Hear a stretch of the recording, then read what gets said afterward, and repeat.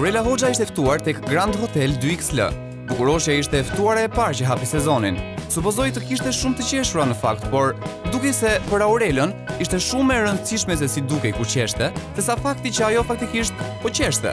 Gjithsesi, e rëndësishme është që, qeshëm. Shpresojmë të jetë augur i mirë për spektaklin e humorit.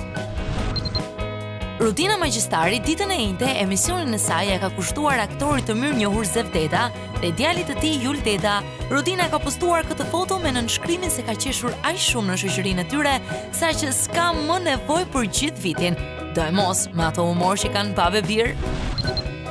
Zajmina Vasjari u zgjua një ditë me dëshirën për të fotografuar dhe u nis me vrap tek mike e saj Rezarta Shkurta. Pasi përfunduan setin e fotove, ato u menduan dhe thanë: po si kur këtë set ta quajmë Story of Jasmine? Dhe kështu ndodhi. Tashmë Story of Jasmine konsiderohet si një koleksion veshjesh shumë interesant, të cilin mund ta shihni mbi trupin e Zajminës. Bravo goca, krijimtaria në maksimum.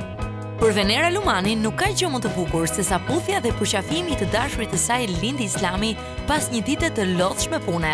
Është arritje e madhe të dalësh në këto konkluzione në këtë moshë, në kaq pak kohë lidhjeje. Bravo Venera. Lori Hoxha reagon pas sondazheve të shumta që bëhen në lidhje me belin më të bukur të vipave shqiptar. Së fundmi ishte Aurela Hoxha që triumfoi dhe ishte pikërisht ky moment kur Lori postoi këtë foto me nënshkrimin: prej natyrës. E çfarë do të thuash ti Lori, që Aurela ka hequr brinjët për të patur atë bel? Jo, e pamundur.